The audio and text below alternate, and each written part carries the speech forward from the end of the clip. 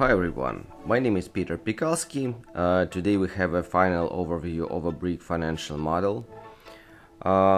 If you find this video valuable, you may give us a like, you may share, subscribe. You can order financial models from scratch for your unique business ideas. We can help you with that. But today I will be showing you the final result of the financial model of a brick factory that I've created from scratch. I will be giving you all the links to the process of creation of this model in the description of this video, so you can see how this model was born from scratch, from zero, block by block, input by input, formula by formula. So I hope you enjoyed, and today I will just be showing you what parameters affect financial efficiency of brick manufacturing business. So I hope this video will be interesting for you. So some basic rules of our financial model. All inputs are marked with this blue color. Blue color goes with all our inputs. All other cells are automized like this. So here we see the formulas. Here we don't have formulas. These are the inputs, so they are marked with blue color. So this is the specific rules which goes with us through all the model. So how the model is organized. So the first tab is model itself with inputs, with cash flow statement. The next tab is a simple table just for revenues, expenses, profitability. So you can easily see what is the revenue, what are the revenues, what are the expenses, what are the profits month by month, and so on. So it's a very simple table. Then on the next tab you will be looking at simple and discounted payback period to see when it happens, when sample payback period happens, when discounted payback period happens. So this is about that.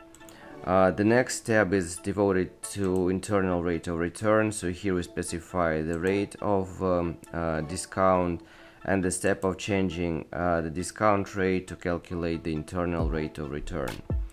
And the last tab is sensitivity analysis, where we have the basic financial efficiency values. Here we test what will happen with the revenues, with net present value, with profitability index, with amount of financing, if we increase or decrease some values of parameters that, and we just we will be 100% free to add the coefficient of sensitivity analysis to any input through the model. So I'll be showing you a little bit later how to do that. So so the first parameter is productivity of an equipment that we have. So how many bricks per hour we produce, basic bricks. The second parameter is the duration of the shift in hours, so the second parameter. The next parameter is when we start operating activity, when we get the first revenue, month and year. So we just specify the year, the month when we have the first revenues. Then we start describing the types of bricks that we have. So for example, we have basic type of brick like this, but we can produce half of this basic format, bigger format, twice of base format, the format that is 4 times bigger than basic format, and big blocks that are, for example, 18 times bigger than the basic format, so big blocks. So here we specify the brick types and how big each type of bricks. Then here we can simply switch on and off different types of bricks from calculations. We can increase the time that we devote to production of this or that brick. So for example, if all bricks are on, we have the simple and discounted payback period like this. But for example, I just want to create a quick scenario to switch off brick number 1 from all calculations, to exclude it. So I just go back to this diagram, see what is happening. I can look at financial efficiency and so on. So I see this type of brick is very important for our business. Also, can adjust time that I devote to that equipment work on this or that brick name inside the production process. So for example, if I want to increase the time for brick number 1 on 30%, so I can go back to the simple and discounted payback period. I can see how this diagram will change. Then for example, I can say, for example, I just want to increase the time for this brick 4 times, but the system that we created for limitations will tell me that my equipment, my production time is less than the time I'm planning to devote to this brick type. So I have to decrease this parameter until here I will say it's okay. So I'm going here,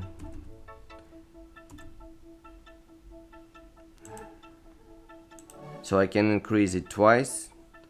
I can increase, for example, 250,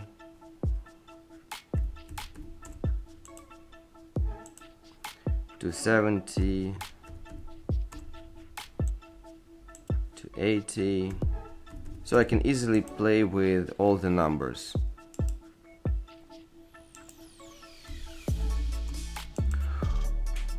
Or after playing with all these scenarios, I have the coefficient to the time production for all brick types. For example, I can increase all the time for different types of bricks. So I just created the coefficients for all bricks. So for example, if I just want to increase the time on 40% to production all of bricks. So he will tell me that I can't do that because we will work more than 24 hours a day. So for example, I can adjust this value to 130, and it says okay, you can do that, but not 140.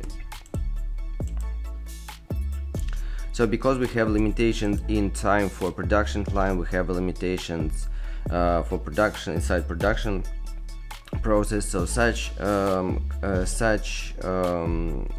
system will help you to adjust the right values of input without making mistakes. So this is about that.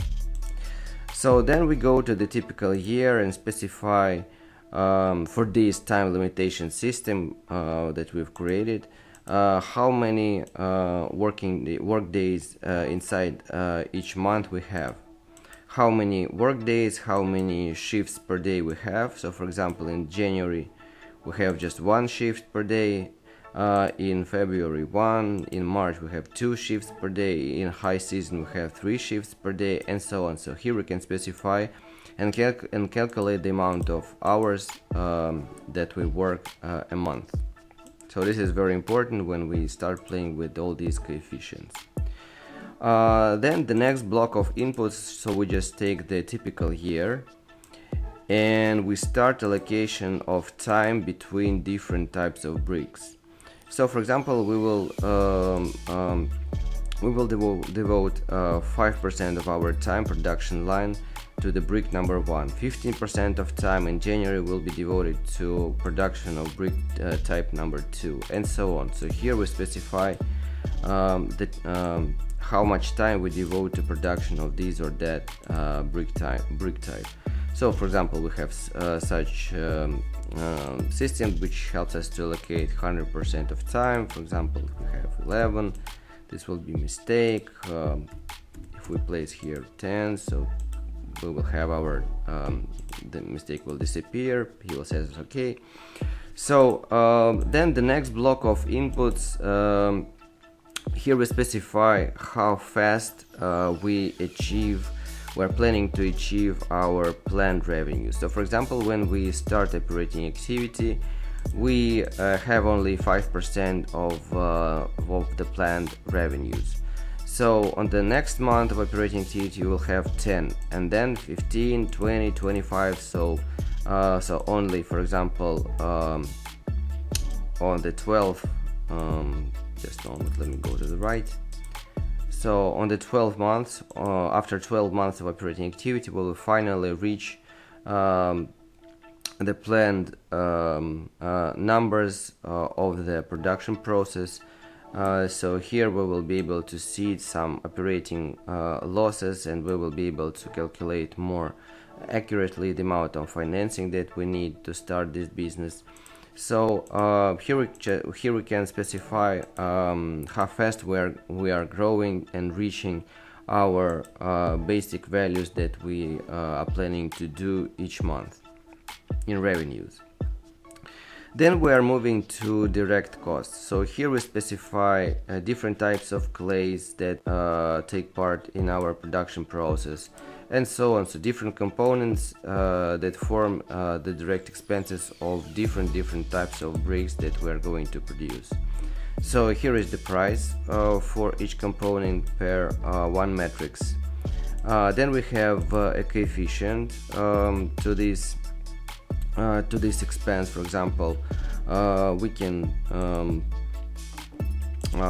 go to the we can go here and increase, for example, create a scenario what will happen if the price of the, for example, this is some type of clay, and what will happen if this clay in production process will increase 3 times, for example. What will happen with the financial efficiency, will happen with simple, discounted payback period, and so on. So this is so we can see how this affects the production process, how this affects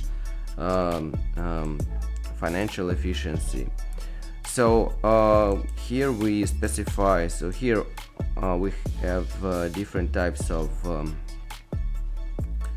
so here we have different types of bricks that we are going to produce on the from left to right, and here we specify the natural consumption of these components to produce 1 brick. So for this brick we may need this component, and this component. For this brick we will need this component, this, and this, in amount of this. So here we just specify how much of each component need to produce 1 brick. So this is the natural consumption of different resources per 1 brick. Then what we are doing, here we can here we have a basic addition to all direct expenses. So for example, we can assume what will happen. We can create a fast scenario, what will happen with the simple discounted payback period if direct expenses, for example, grow on 50%. So we can go back to the simple and discounted payback period, see what will happen. So when your model is you can easily play with these numbers, with coefficients, without playing with inputs itself. So this is very valuable. You can easily create numerous amount of scenarios very fast. So now we're moving to different parameters describing direct expenses. So for example, we may have some displacement in purchase of this or that direct expenses. So for example, if we need this component today, we must buy it, we have to buy it yesterday or 2 days before or 1 month before. So here we place yes if we buy it before, or we can buy it just from the revenue from this month. So if we buy it from the revenue from this month, we just place here no. But if we buy it beforehand, for example, we can't buy it from the revenue of this month, we just place yes, and this will display to the left from this month. Here we specify the purchase cycle of each component. So for example, some components we buy once in 3 months.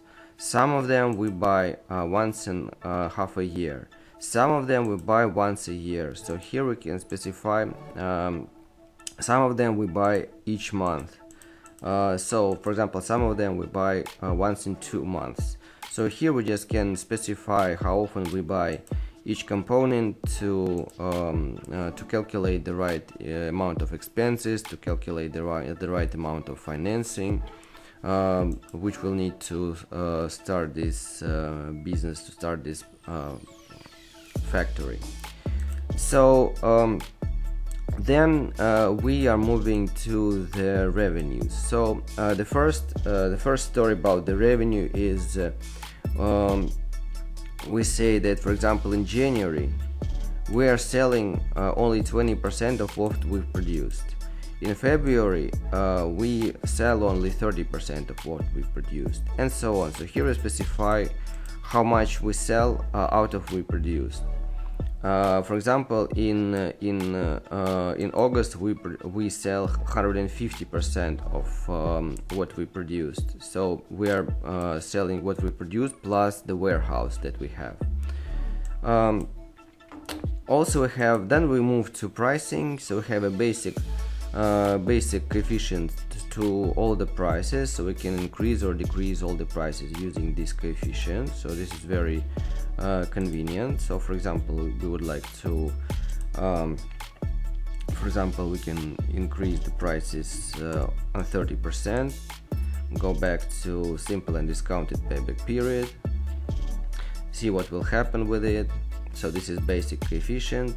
Or we can decrease the prices, for example, and take only 80% of basic values. So it is very important to create a huge amount of scenarios to see how stable your business idea is. So you can add these coefficients to general the huge amount of parameters, or to a specific parameter. For example, this coefficient is added to all prices, but we, for example, then we want to allocate, we may have different prices for different types of customers. So for example, we have brick number 1. Inside brick number 1 we have 5 types of customers. So we allocate the volume that we have for brick number 1 between these customers. For example, if I do like this, I will give a mistake here as usual. So this is this will help the business owner to allocate the right parameters. Then we specify how each customer pays us. So for example, in brick number 1, customer number 1 will take 5% of volume of bricks that we produced, and he will pay us, so we are selling him this month, and he will pay us this month all the money for these bricks. The next customer for brick number 1, he will take 15% of bricks produced of this type, but he will pay us 50% of the revenue this month, and 50% he will pay us next month. He will take more, but he will pay another way. So we can here specify how each customer type will pay us. So for example, this customer will pay us, will take 18%, but he will pay us 5% today, 5% next month, and 90% after the next month, but he will take more, for example. So this is different algorithm that which we are describing for each type of customer. Then we specify the price for different customers. So some of them may take small volumes, but some of them can take bigger volumes, but their prices will be low, and so on. So we can have some coefficients specific, price coefficients specific for example, so we have, for example, customer type 2, so we can play with the coefficient for price for specific customer. Here it is. So we can, for example, increase the prices just for this customer and see how this affects simple, discounted, payback period, and so on. But also we can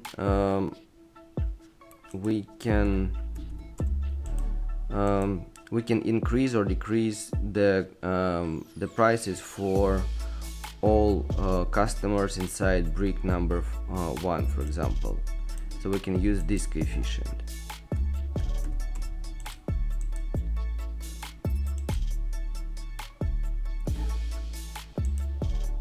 So we don't have to retype all this data, we just can play with these coefficients using all this table of inputs. So these coefficients are for specific customer, this coefficient for group of customers for all brick type number 1. And then we have some seasonality tables for different customers. For example, if we have some seasonality, for example, in summer, in high season, the prices can go up.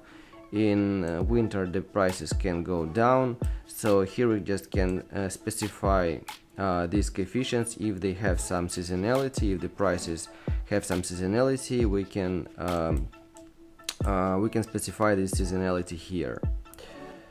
So what is next? Then we move to the pallets. So here we specify the price for one pallet.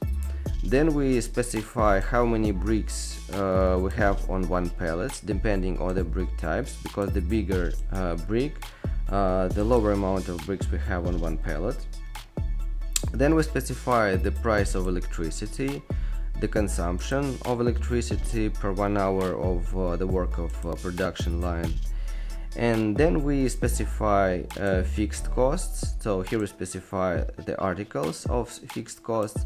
And then we specify the fixed cost expenses if we work 1 shift a day, 2 shifts a day, or 3 shifts a day, because we may have some seasonality in even in fixed costs. Then we are moving to the payroll. Payroll may also have some seasonality. Here we specify the different positions. Then we specify the salary of one person on each position. And then we specify the amount of people on each position depending on how many shifts per day the brick factory is working. So for example, if brick factory working in 1 shift, we have this amount of people on one position. If brick factory works 2 shifts, we have these people on these positions, and 3 shifts we have this payroll. Then we move to the investment plan. So on the top of our financial model, we specified when we start operating activity. And then before this moment, before we start operating activity, we specify what we invest in, how much we invest in this area. And this is the timeline. So this is when we invest. So if we displace the moment when we start operating activity, all these numbers will also displace. So for example, so here we have we can go up, we can go up, we can say that we will start in 2026. Then we go back, then we have to wait a little bit till it's being recalculated, and that's it. So then we go back,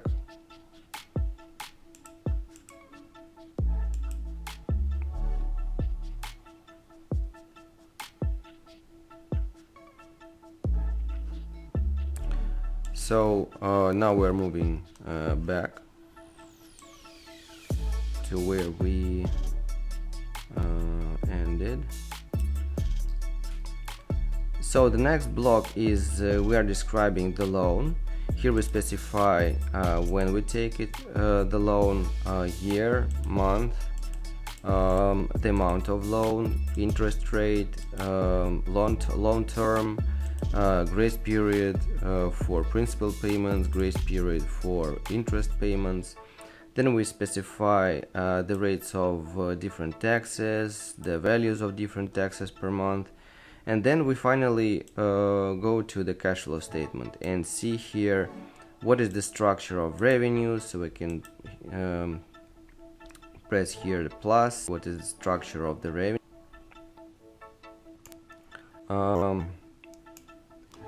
Then we can easily see the result from operating activity.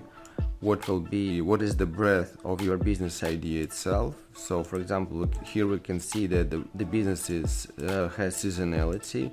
So here we have the profit, here we have some losses during when there is no season, from January till May, and from January till May.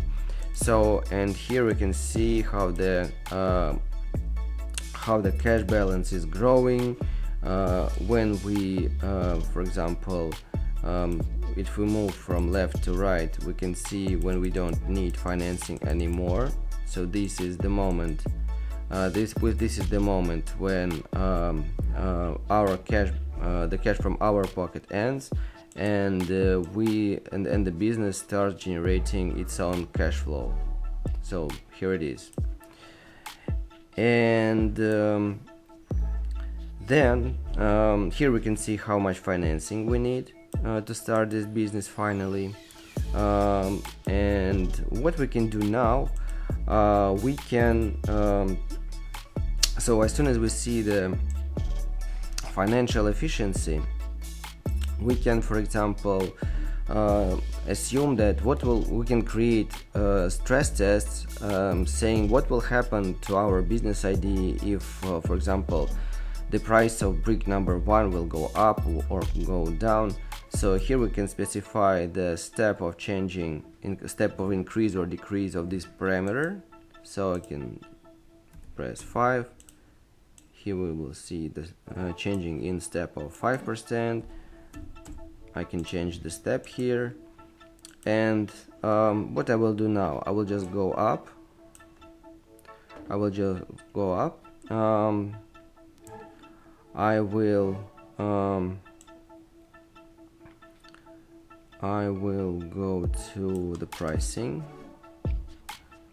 to the pricing. And I will take, for example, this value and add this coefficient of stress tests to this value and see what will happen. With financial efficiency if I increase or decrease the price for customer number 5 for brick number 1. And see, for example, if I have some important customer that takes the majority of our volume of bricks, what will happen if you say that I would like to decrease or increase the price? How this will affect my business model? So I just add the parameter to this guy. Here it is. Then I go to sensitivity analysis, press sense button, and see what will happen. Let's do that.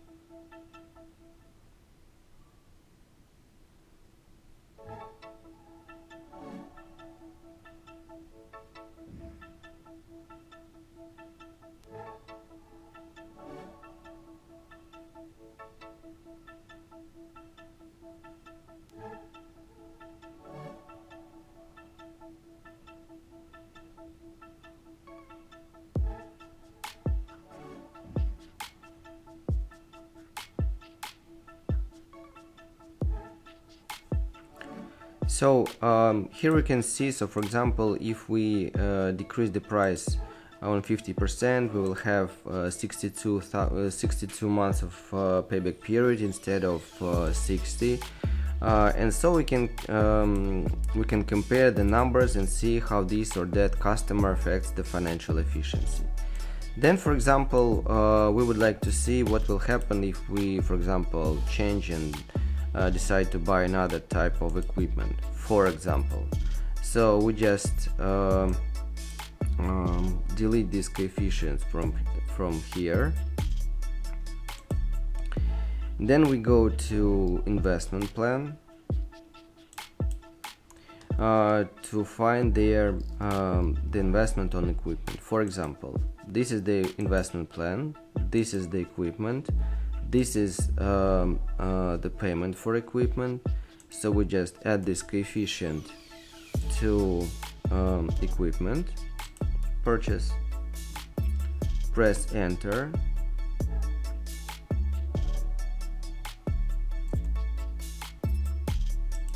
So now we have our coefficient added.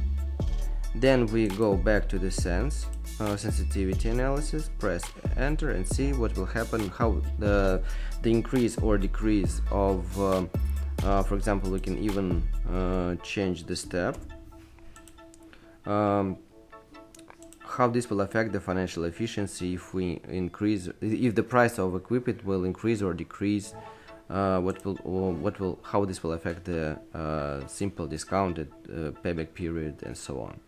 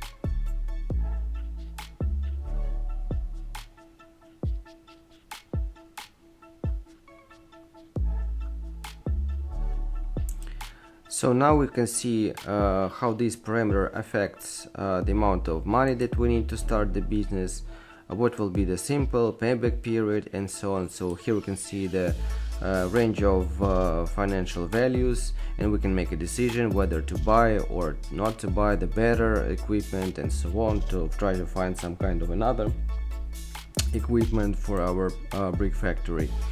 So this is a quite valuable instrument to play with numbers. So that's why I decided to show you this model, because there are a lot of parameters that affect the financial efficiency of the brick factory. I hope you my video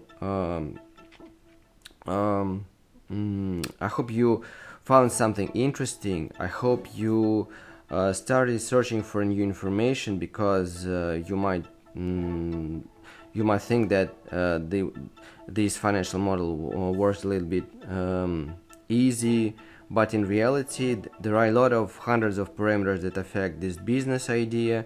There are a lot of parameters that affects operating losses.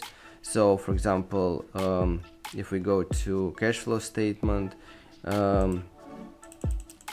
if we go to the first month of operating activity like this, we'll be able to see that we have some operating losses, and it's very important when you build financial model to model the business process right, to see what is the amount of these operating losses before you reach the planned revenues, what are the seasonality losses like this, how much financing you need, taking into account seasonality, taking account the moment when you reaching the planned revenue when you start operating activity. So because here you just started the business, your revenues are very small, you have huge expenses, so you need some extra financing for this period. Also, you manage, for example, to earn some money during the first season, but you may have some losses during the first low season like this.